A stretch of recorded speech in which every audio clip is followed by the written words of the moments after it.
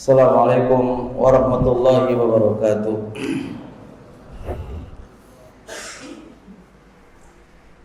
Alhamdulillah wassalatu wassalamu ala Rasulillah wa ala alihi wa sahbihi wa man wala. Asyhadu an la ilaha illallah wahdahu la syarika lah wa asyhadu anna Muhammadan abduhu wa rasuluhu la nabiyya ba'dah. Alhamdulillah kita dipertemukan oleh Allah Subhanahu wa taala di daurah ilmiah di Ma'had Darul Athar Gresik. Dan tema yang kami akan sampaikan adalah sekedar penyempurna dari tema yang disampaikan oleh Ustaz Dr. Sufyan Baswedan hafizahullah taala. Cuma ada, sebelum kami akan sampaikan beberapa poin tentang tema saya, tadi ada salam dari guru kami Abul Abbas As-Syikri Al-Yaman. Beliau guru saya di ilmu usul dan di ilmu akidah, guru saya khusus pribadi. Saya mulazamah duduk sama beliau, banyak menyelesaikan kitab-kitab usul dan kitab-kitab qawaid. Dan beliau sekarang lagi di Mekah duduk, atau istilah beliaunya itu qiraah alal masyayikh, qiraah di depan para guru-guru yang ada di Riyadh maupun ada di Mekah. Semoga Allah menjaga beliau. Kami juga ingin udah ngobrol sama beliau dan ingin tinggal di Indonesia, tinggal uangnya aja. Kalau ada uangnya dimudahkan untuk bisa hadir dan bisa ngajarin kita kembali. Itu yang pertama. Poin yang kedua, kira-kira pembahasan takdir itu pembahasan yang diperbolehkan nggak? Kok tadi ada kaidah-kaidah tentang memahami takdir? Kayaknya takdir itu kan rahasianya Allah, kenapa kok dibahas? Itu satu pertanyaan. Apalagi bahas hikmah lagi gitu kan, pasti ini apa ini? Ada dua hadis yang melandasi dilarangnya kita bahas takdir. Ada dua pembahasan, ada dua hadis yang melarang tentang dibahas panjang lebar tentang takdir. Hadis pertama, hadis Muslim. Qala Rasulullah sallallahu alaihi wasallam, "Idza dzukiral qadaru fa'amsiku." Apabila disebut tentang takdir, kamu harus diam, pegang, nggak usah komen, nggak usah bahas panjang lebar. Kalau masalah takdir, diem. Nah, ini malah kita bahas takdir ini panjang, ada ini, ada ini, ada ini. Ini gimana tentang hadis ini? Ada hadis lagi rawahu Daud. Pernah Rasulullah SAW kharaja ala ashabi. Rasulullah itu pernah keluar kepada para sahabatnya. Nah, ketika para sahabat itu ikhtalafu fil qadar, mereka berdebat masalah takdir. Faqala Rasulullah SAW, innama kana ahlaka man kana qablakum al-hawdu fil qadar. Sesungguhnya yang telah menghancurkan umat-umat sebelum kalian itu adalah berdiskusi, berdebat masalah takdir. Dua hadis ini dipakai dalil oleh sebagian orang untuk dilarangnya membahas masalah takdir. Kalau takdir itu ya ngikut wae, orang saking aneh-aneh, bahas ini, bahas itu, wah sudah. Pokoknya takdir sudah selesai. Apakah pembahasan kita dan daurah kali kita ini otomatis menyelisihi dua hadis tadi gitu kan? Jawab tidak menyelisihi. Para ulama menjawab dua hadis tadi dengan jawaban hadis tadi itu dibawa kepada makna al-khawfu wa takallumu fil batil. Dua hadis tadi dibawa kepada pembahasan atau pembicaraan takdir, tapi takdir yang batil.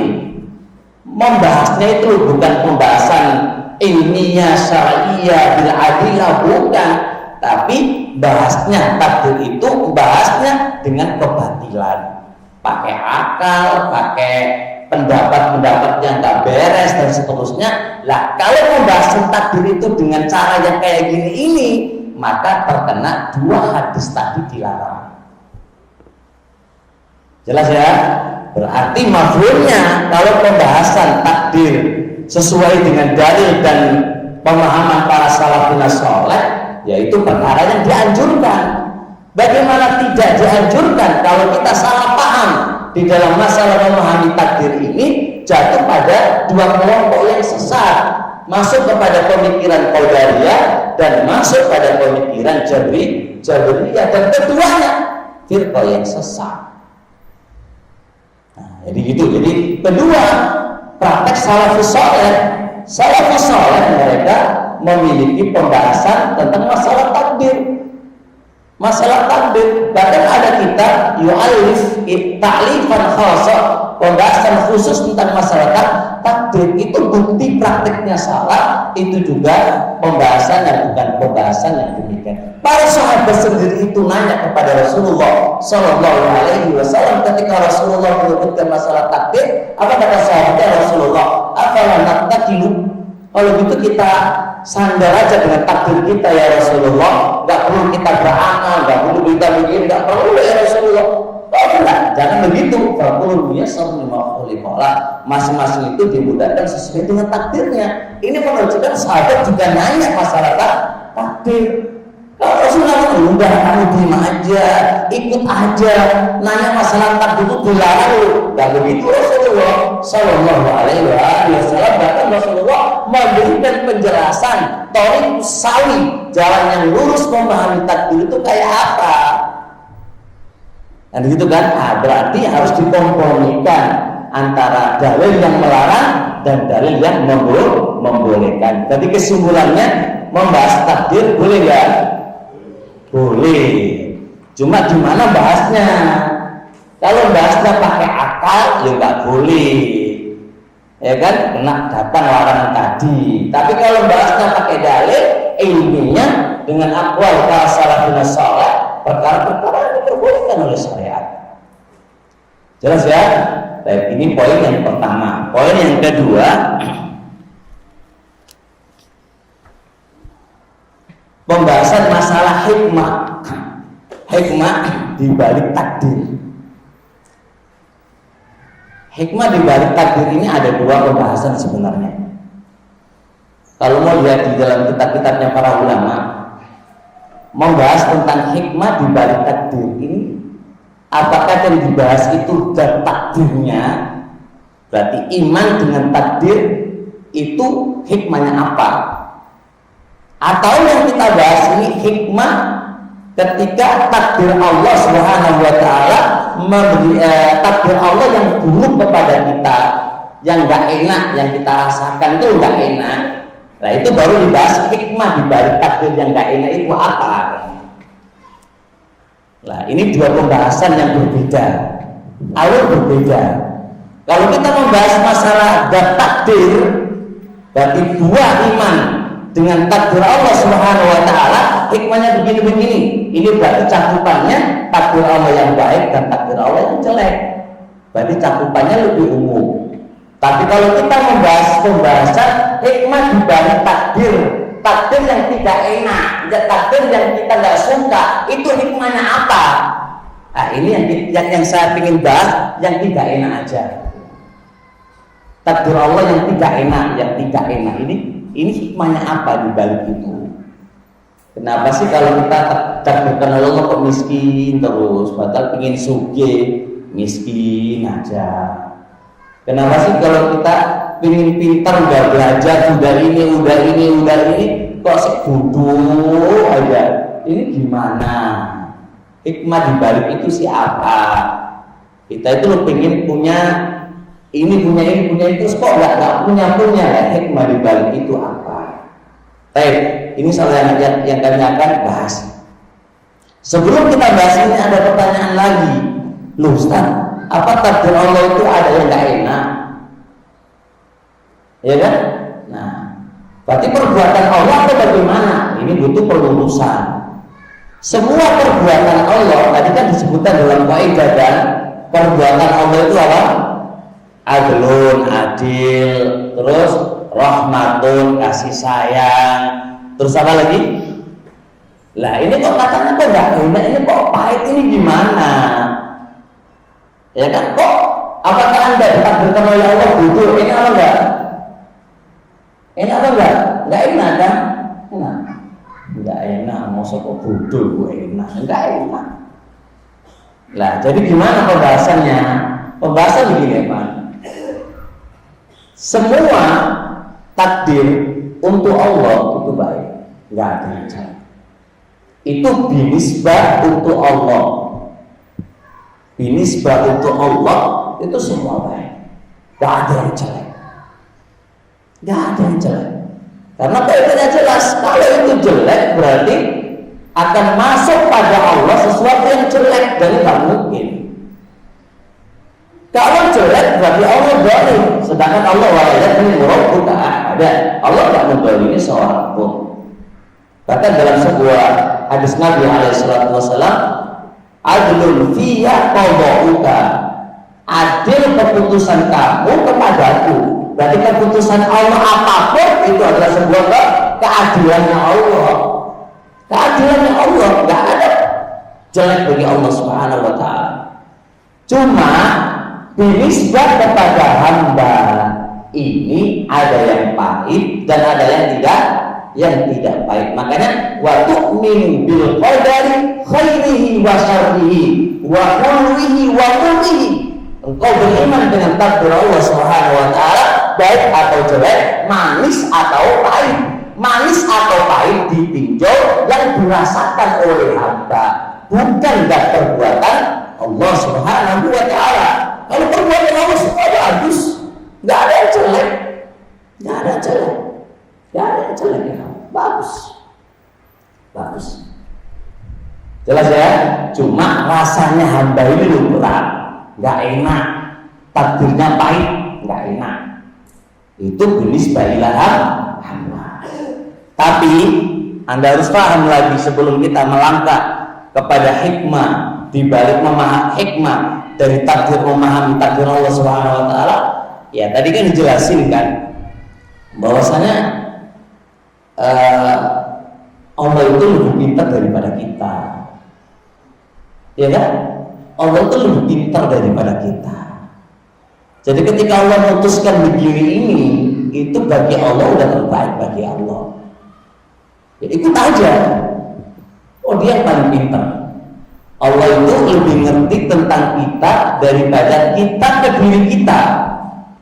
Berarti ya tinggal ikut aja kan gitu. Tinggal diimani. Kita melepas dari takdir Allah itu tidak bisa. Kita mau pasti awamiruka nafidatun, perintahmu ya Allah pasti terjalankan, gak mungkin tidak. Gak mungkin tidak. Maka sikap seorang muslim ya pasrah dengan orang dengan batin lebih ngerti apa katanya, kan begitu. Dengannya akan tenang dalam kita memahami takdir Allah Subhanahu wa taala, karena Allah lebih ngerti kepada kita, lebih alam terhadap kita, lebih bijak terhadap kita, lebih bijak untuk kita. Nama Allah kan hikmah. Hikmah itu apa? Wa syai' fi mawdi'ihi, meletakkan sesuatu pada tempatnya. Berarti kalau kita ditempatkan di sini berarti itu pas bagi kita, pas. Jelas insyaallah. Jadi itu harus dipahami dulu. Pahami dulu. Nah, baru kita mulai sekarang, kita kaji sekarang. Kira-kira di balik takdir Allah yang pahit itu ada apa gitu kan? Menurut kita pahit loh ya. Hikmah di balik itu apa? Ini yang butuh kita gali, kita pelajari. Yang pertama ya kan? Ditulis yang pertama adalah tahqiqul ubudiyyati lillahi ta'ala, mewujudkan penghambaan kita kepada Allah. Jadi ketika datang ujian takdir Allah yang kita tidak sukai, itu adalah dalam rangka mewujudkan penghambaan kepada kamu kepada Allah itu kayak gimana? Penghambaan kamu kepada Allah itu gimana? Nah itu akan terwujud dengan itu. Nah, berarti kan firman Allah Subhanahu wa taala, wa minan nasi may ya'budullaha ala harfin.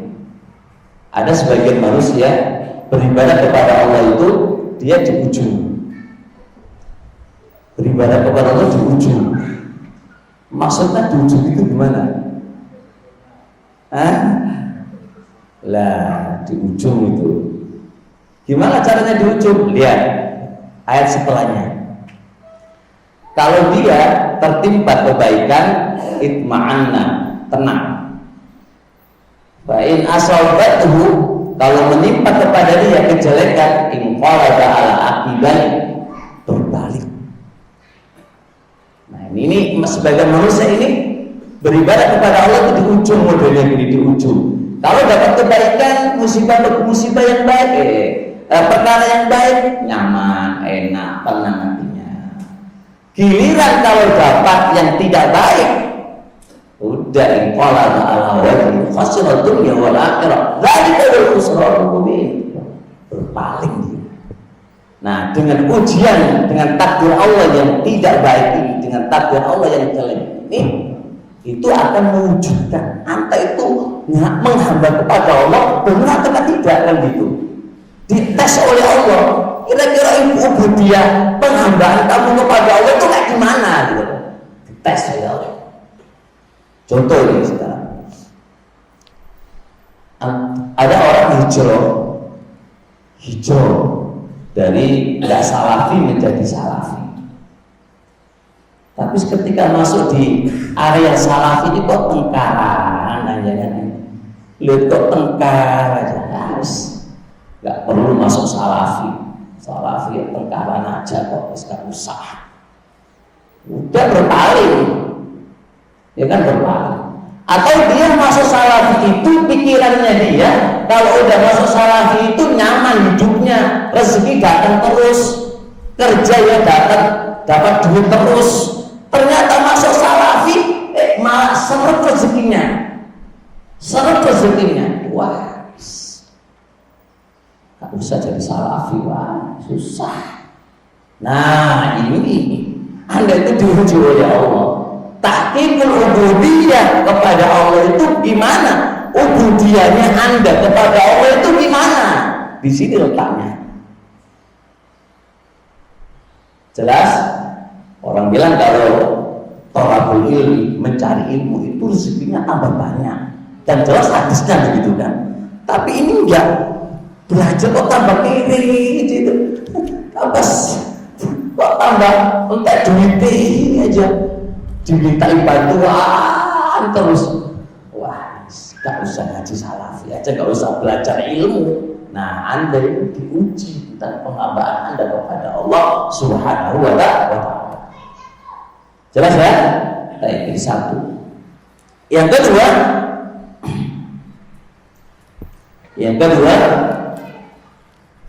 Anda langsung ada 1, 2, 3 gak bertele-tele lah ya. Semutin paham. Yang kedua, hikmah di dalam masalah takdir Allah Subhanahu wa ta'ala yang tidak kita sukai, itu bisa jadi i'dadul mu'minina litamkini fil ardi. Allah Subhanahu wa ta'ala itu mempersiapkan kepada kaum mukminin untuk tamkin, kokoh di muka bumi ini.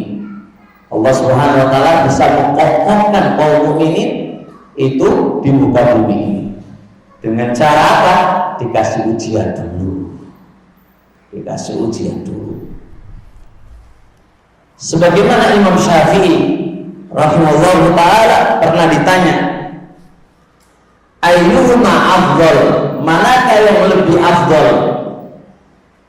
Imam Syafi'i pernah ditanya, manakah yang lebih afdal? As-sabru aw awil mihnatu awil tamkinu. Manakah yang lebih sabar? Manakah yang lebih afdal? Sabar ataukah diuji ataukah diberi pengkokohan? Kata Imam Syafi'i rahmatullah alaih, faqala at-tamkinu darajatul anbiya. Kalau kalau ditanya mana yang lebih afdal, jelas tamkin, orang diberi pengkokohan di muka bumi, itu derajatnya para nabi. Derajatnya para nabi itu dikokohkan di muka bumi. Kok bisa begitu? Ya iya.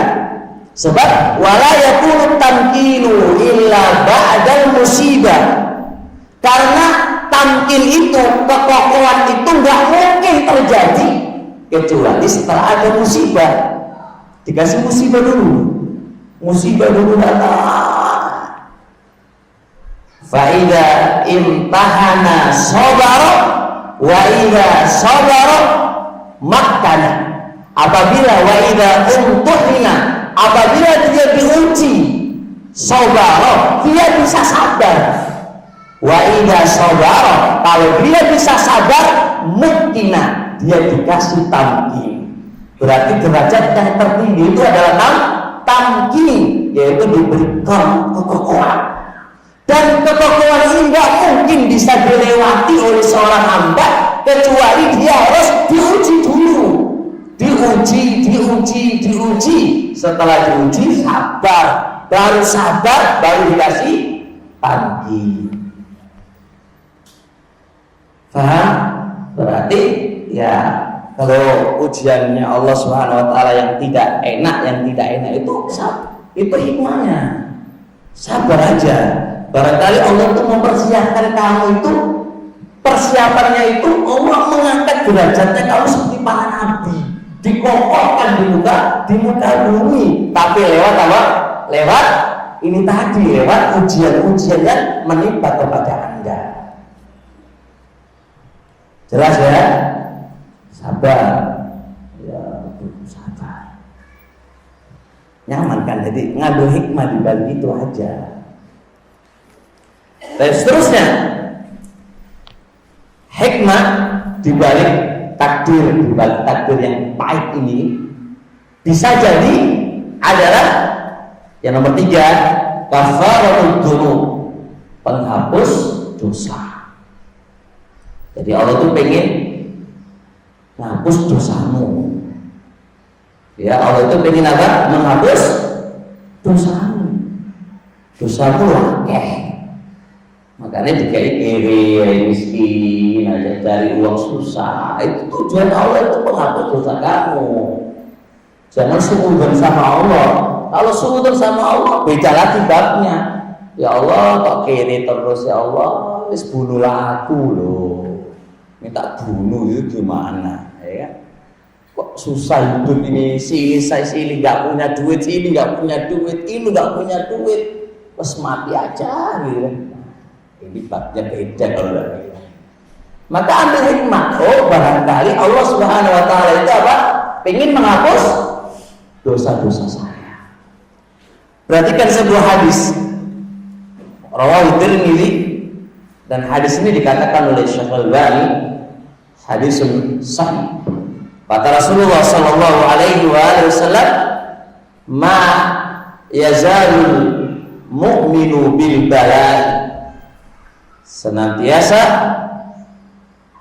Senantiasa ujian itu menimpa kepada orang mukmin. Senantiasa ujian itu menimpa kepada orang mukmin. Menimpanya fi nafsihi, pada jiwanya, sakit terus. Ya, sembuh dikit sakit lagi. Wa waladihi, anaknya, ujian anaknya. Setelah anaknya sembuh sakit lagi. Setelah anaknya ini nakal, setelah anaknya nakal sembuh, ini jadi ini, wah, ruwet anaknya lagi. Wa malihi, ujian hartanya.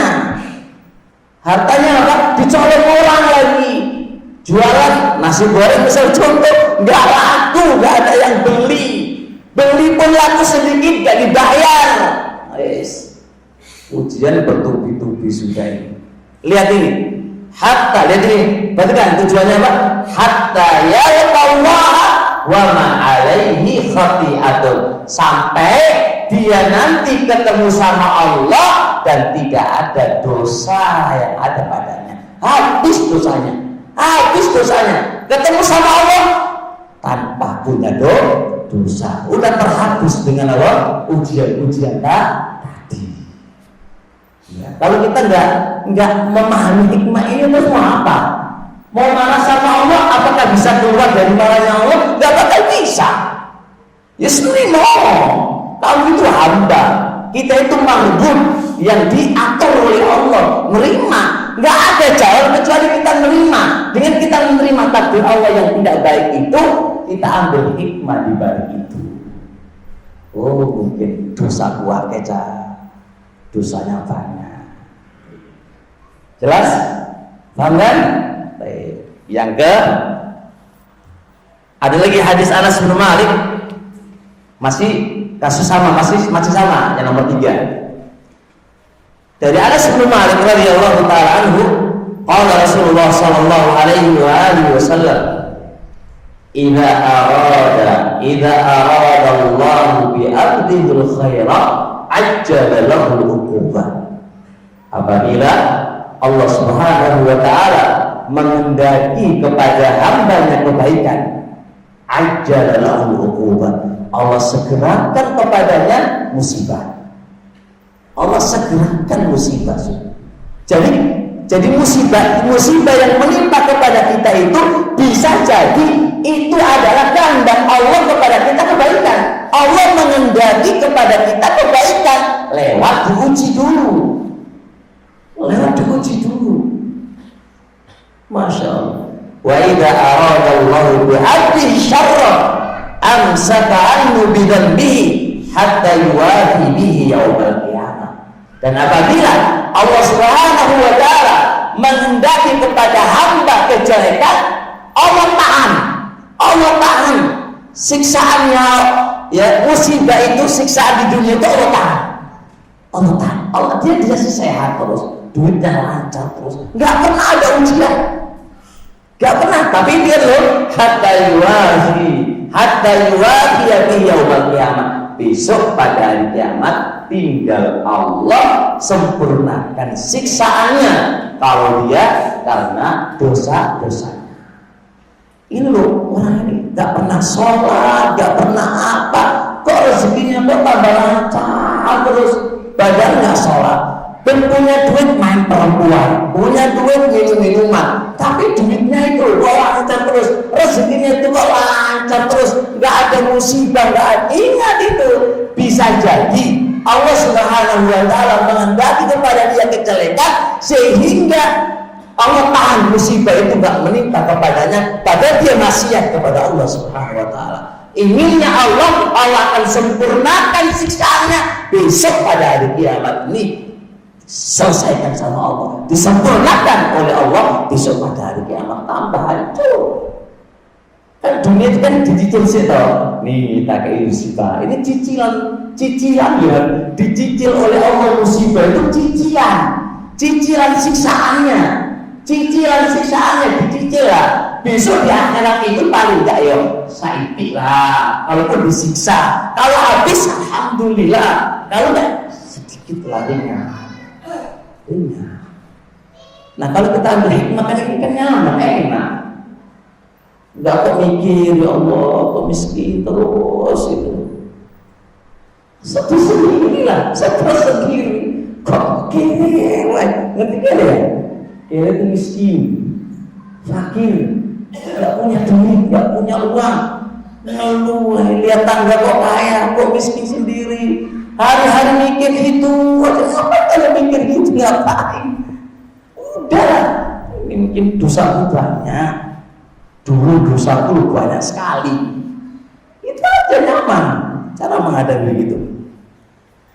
Seterusnya. Oh, udah jam 4 ya. Lanjut Mas Sudari. Lanjut ya. Dipahami nggak? Paham nggak ya? Wis kok nggak paham. Pak Didi aman? Pak Didi aman insyaallah ya. Baik, seterusnya. Ujiannya Allah, takdir Allah yang tidak kita sukai. Hikmah selanjutnya, nomor berapa sekarang? Nomor 4. Husulul ajri wa raf'atud darajati.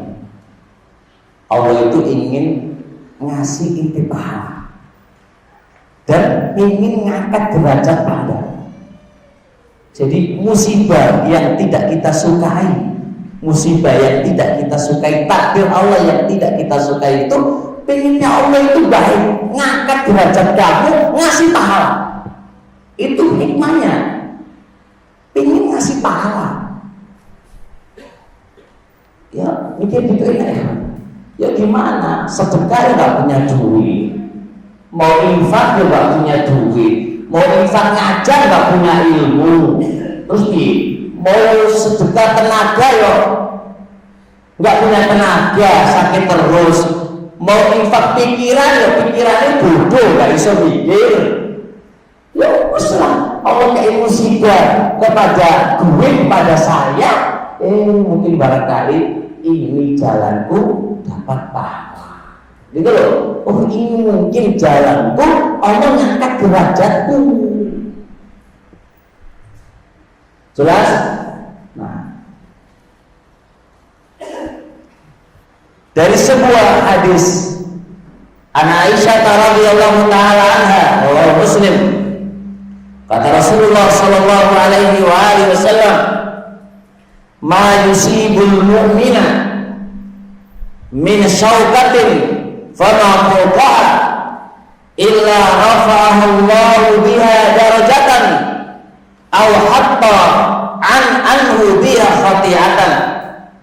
Ma yusibul mu'mina, tidaklah menimpa kepada seorang mukmin min syaukatin, dari duri yang menusuk kakinya, wa ma fuqa, atau di atas duri, di atas duri ya.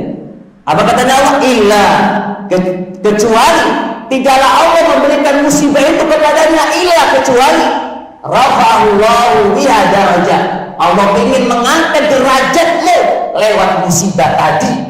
Aw hatta anhu biha khati'atan, atau Allah ingin menghapus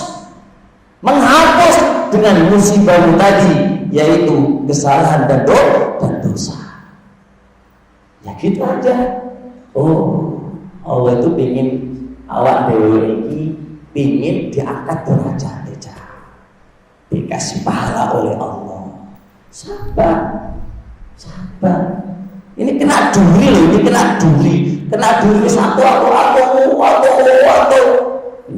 ngaji orang lagi, marahin orang lagi. Wes toh sabar mau diapain? Sabar. Tapi ini bukan berarti sing ceramah itu kuat sabar, gak. Sabar itu gak iso ngomong lah. Sabar itu tidak, sabar itu sesuai dengan keimanan kita. Kita sekarang ini ngaji ini nggak akan sama sabar kita. Nggak akan, bisa jadi Bapak lebih kuat sabar daripada saya. Bisa jadi Mbak ya. Karena sabar ini nggak bisa dideteksi kecuali iman Anda. Iman Anda yang menentukan berapa besar kesabaran Anda itu sesuai dengan kadar keimananmu. Jadi nggak bisa diprediksi kecuali iman kamu itu seberapa. Jelas insyaallah ya. Kayak ada beberapa kasus gitu kan, umahat nanya pas waktu di poligami, umahatnya di poligami Mbak, dia bilang, kupikir poligami itu enak Ustaz. Lu kenapa? Aduh, sedih sekali diriku ini, pecah kepalaku gitu kan. Terus maunya gimana? Ini sudah ketentuan Allah mau diapain kan? Mau gimana ya? Tinggal kita sebutin aja, ambil hikmah di balik ini aja. Ya, kalau Anda memahami hikmah di balik itu, sabar dengannya aman. Tapi kalau saya merocot cara sini, ngomong sini, sono sana, nggak akan dapat pahala, malah kecuali dapat dosa. Ya udah, kok udah baik. Mau lepas darinya nggak bisa, mau masuk juga susah, maju susah, lepas susah, ya sadar loh. Mau diapain? Nggak jelas. Mas ini mau poligami. Terusnya, hikmah selanjutnya. Nomor berapa sekarang? Nomor 5. Takdir Allah Subhanahu wa taala yang pahit itu adalah fursatun litafkiri minal ulumi, sebuah kesempatan untuk kita berpikir tentang kekurangan kita, aib-aib kita. Jadi kalaulah bukan karena ujian Allah, kita mungkin nggak pernah mengoreksi kekurangan kita dan cacat kita itu apa. Maka sebuah ujian Allah Subhanahu wa taala itu fursah, kesempatan untuk berpikir. Kira-kira apa salahku? Salahku itu yang mana? Masya Allah. Nah,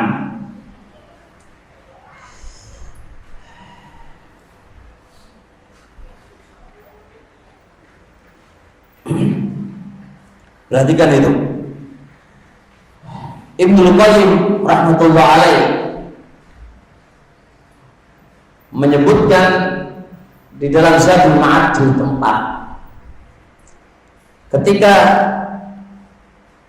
membahas tentang ujian-ujiannya Allah Subhanahu wa taala, beliau mengatakan idza arada Allah bi 'abdihi khairan saqahu dawaan min al-ibtila'i wal imtihani ala qadri halihi. Apabila Allah Subhanahu wa taala menghendaki kepada hambanya kebaikan, Allah tuangkan kepadanya obat berupa ujian. Ibnu Qayyim membahasakan ujian itu obat. Ujian itu obat, bukan penyakit. Masya Allah. Jadi ujian itu obat, bukan penyakit. Allah memberikan kepadanya obat berupa ujian. Jadi kalau Allah Subhanahu wa taala menghendaki kepadanya kebaikan, Allah tuangkan, Allah tumpahkan kepadanya obat berupa ujian. Itu pun ala qadri hali, seukuran dengan kekuatan imannya.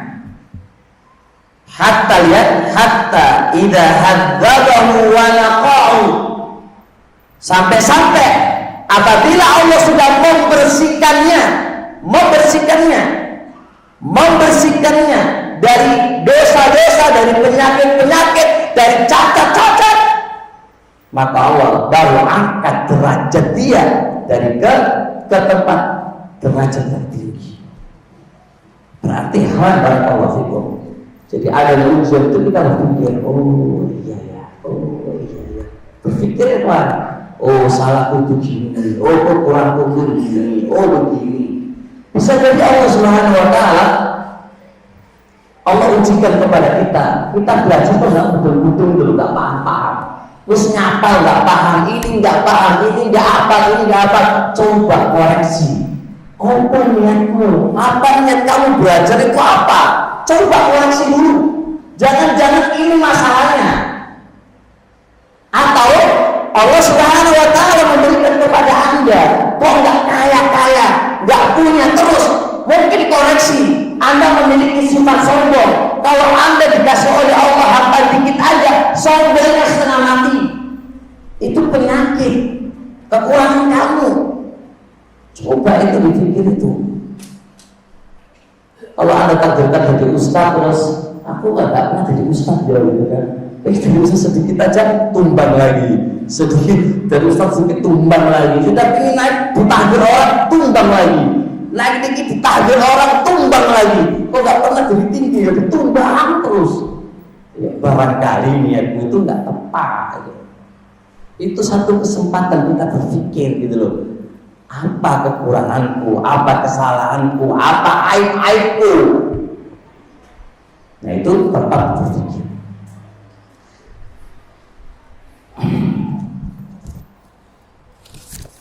Baik. Kemudian seterusnya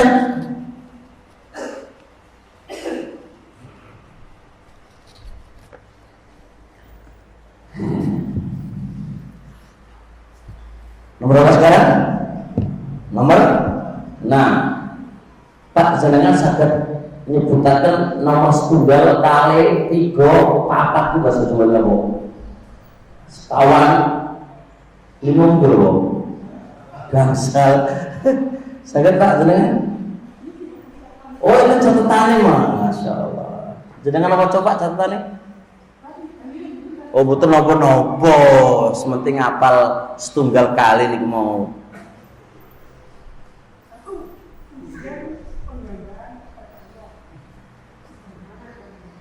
Nggih. Kali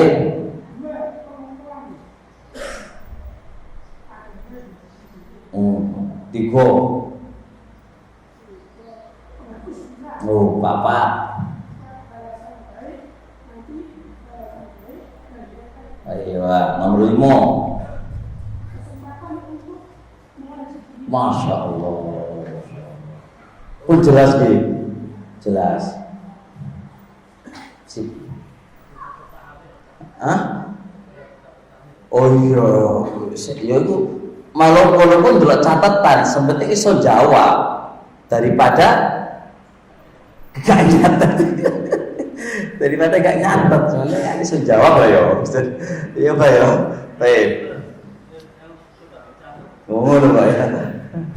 Baik, seterusnya. Ujian itu, musibah atau takdir Allah yang tidak baik itu bisa mengeluarkan dari ujub bangga diri dan bisa menjadikan dia manusia yang paling dekat kepada Allah Subhanahu wa taala. Jadi awalnya itu ujub bangga, ini lo aku, ini lo ini lo aku itu. Allah kasih ujian jebret. Lah dengan sebab ujian tadi yang awalnya bangga, sombong, gini, lalu Allah kasih ujian, setelah itu apa yang terjadi? Dia malah menjadi orang yang paling dekat dengan Allah disebabkan ujian yang menimpa kepadanya. Jelas? Awalnya sombong, aku bangga diri.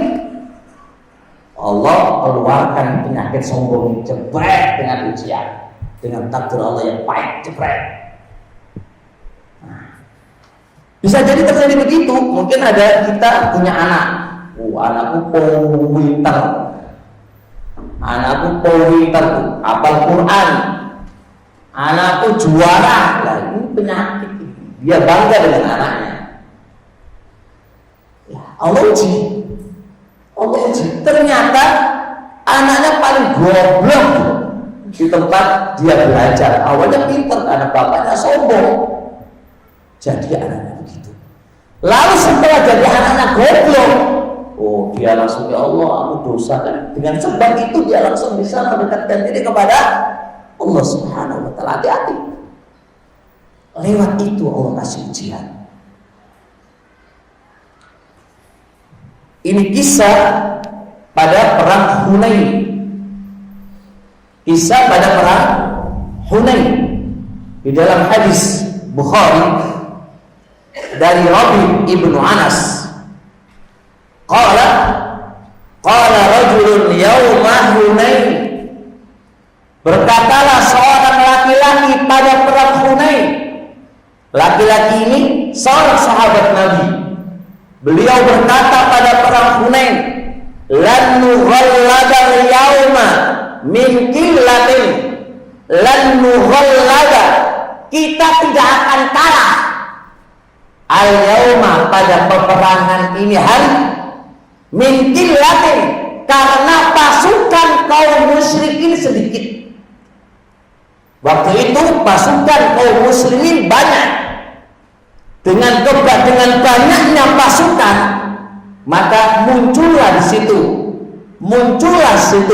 sebuah ketakjuban. Maka dengan sebab itulah Allah Subhanahu wa taala uji kepada mereka.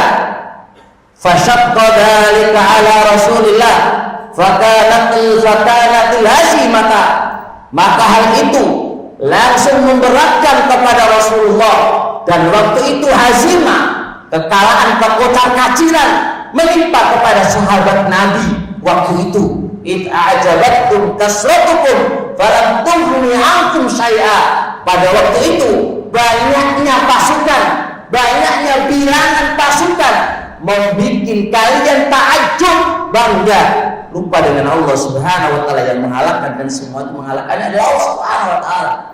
Menjadikan orang kafir. Itu hazimah. Disebabkan karena apa?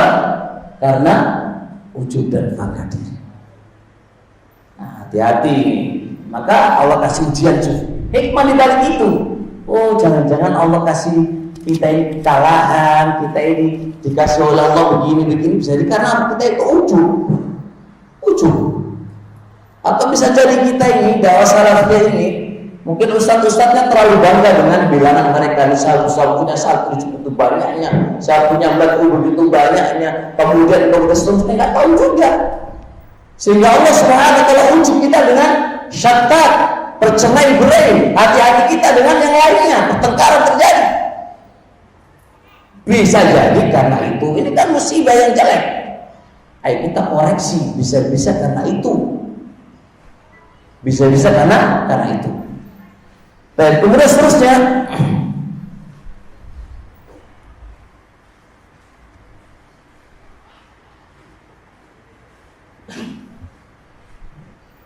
sampai jam berapa? 4:30.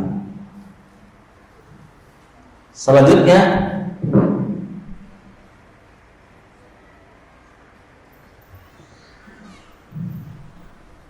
izharu haqa'iqin nasi,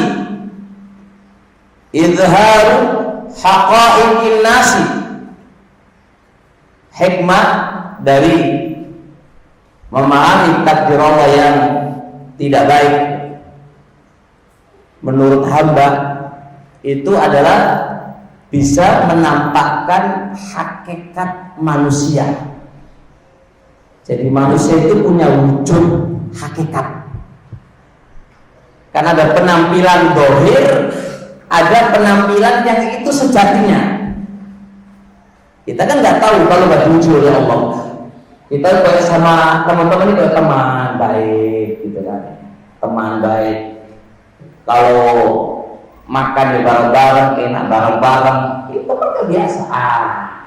Dengan adanya ujian kita tahu ini teman sejati atau teman nggak sejati, gitu kan? Bukan salahnya sejati loh ya. Ini teman sejati atau nggak sejati itu bisa dilihat dengan apa? Dengan ujian. Pas ada duit teman, gitu kan? Kita nggak tahu mana teman mana lawan. Nah, pas nggak ada duit, siapa yang bantu kita dan siapa yang nggak bantu kita, ketahuan di situ. Maka dengan adanya ujian itu bisa membedakan mana teman sejati dan mana teman bohong-bohongan. Itu siapa yang betul-betul bantu dakwah dan siapa hanya ikut-ikutan. Itu akan terlihat ketika ada ujian. Kalau nggak ada ujian kan ya ketahuan, nyantai aja, nyaman aja, kayaknya semua sama. Tidak, manusia itu punya watak, punya hakikat. Sejatinya manusia itu kayak apa sih? Itu akan nampak kalau pas diuji oleh Allah Subhanahu wa taala. Kayak gini ini kan masih nyantai lah, enak kan, nggak ada ujian kan. Orang kaya sering punya duit kan ada ujian kan nyampe. Nah, pas diuji oleh Allah semua bangkrut, kira-kira mau guru ngaji apa enggak? Sekarang kalau punya duit gampang mau ngaji, mau taklim gampang. Tapi ketika ada ujian jebret menimpa kepada dia, lah ini hakikatnya dia mau kemana dia? Jelas insya Allah. Nah itu lebih balik itu Allah pengen ini lihat hakikat kita. Masya Allah.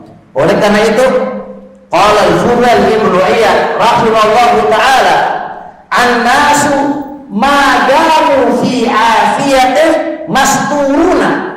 Manusia selama mereka itu fi afiyah, pada keselamatan, pada kemewahan, selama manusia itu mewah, dalam kemewahan, dalam kesehatan, diselamatkan oleh Allah dari bencana, selama itu keadaannya begitu, masturuna, mereka itu masih mastur, belum diketahui hakikat sejatinya dia, belum diketahui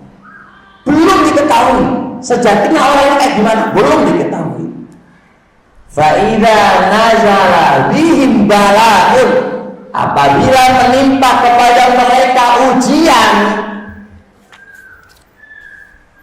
sorong ila haqaiqihim, menjadilah mereka akan memunculkan wujud hakikatnya. Wujud hakikatnya.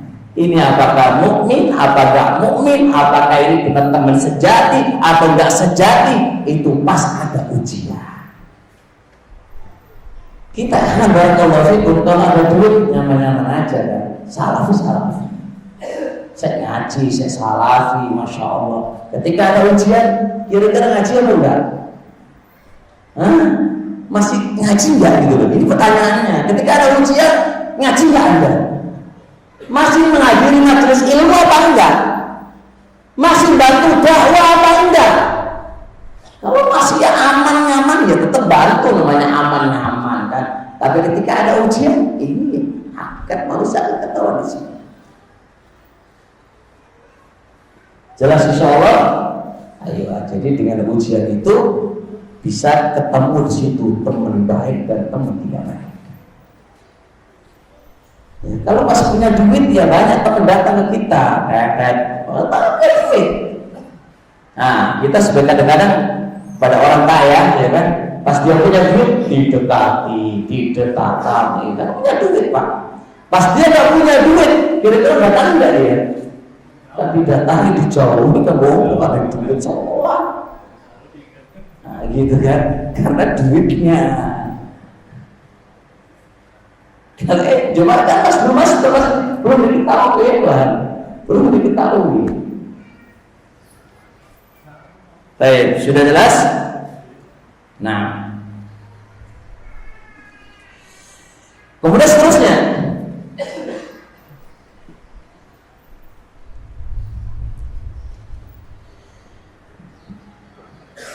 perhatikan sebuah cerita disebutkan oleh Imam Baihaqi dalam kitab Dalailun Nubuwah dari Abi Salamah.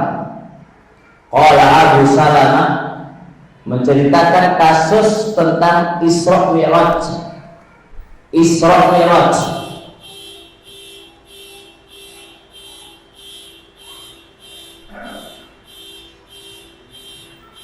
Siapa yang punya mobil? Kasus Isra Mi'raj. Isra Mi'raj ini masya Allah sebuah kasus yang itu benar-benar bisa melihat kayak apa itu kasus itu. Asli manusia kelihatan di situ. Karena ini nggak masuk di akal. Kok bisa nggak masuk di akal? Bagaimana dari Mekah ke Baitul Maqdis ditempuh dalam sekian detik, sekian jam. Baitul Maqdis langsung ke Sidratul Muntaha itu berapa? Nabi mengatakan, menceritakan kepada kaum mukminin, menceritakan kepada manusia. Disitulah qasama an-nasu baina qismaini. Manusia terbagi menjadi dua. Baru ketika itu ada ujian yang luar biasa menimpa kepada kaum muslimin. kepada manusia ketika itu. Percaya atau nggak percaya? Maka sebagian orang datang kepada Abu Bakar, ya Abu Bakar, tuh teman kamu tuh, katanya Isra Mi'raj dalam semalam dari Mekah ke Baitul Maqdis, ini masuk akal apa enggak? Ini adalah sebuah ujian yang luar biasa menimpa kepada manusia ketika itu, dan akan terlihat sejati manusia itu bagaimana, iman atau tidak iman ketika itu. Maka Abu Bakar mengatakan, ini sodik, itu jujur. Apapun yang dia katakan jujur, lihat itu pribadinya Abu Bakar. Pribadinya Abu Bakar benar-benar jujur. Itulah sejatinya ya Pak, teman yang baik ketika itu. Yang lain dia nggak percaya, mana ada. Kan gitu lah, itulah lihat ujian ketika itu, ketahuan siapa yang jujur dan nggak jujur. Jelas insya Allah. Nah itu loh, Masya Allah. Kemudian satu lagi, kita cukup insya Allah, dan masih banyak, ada 20-an. Sudah terbawa sekarang? 8.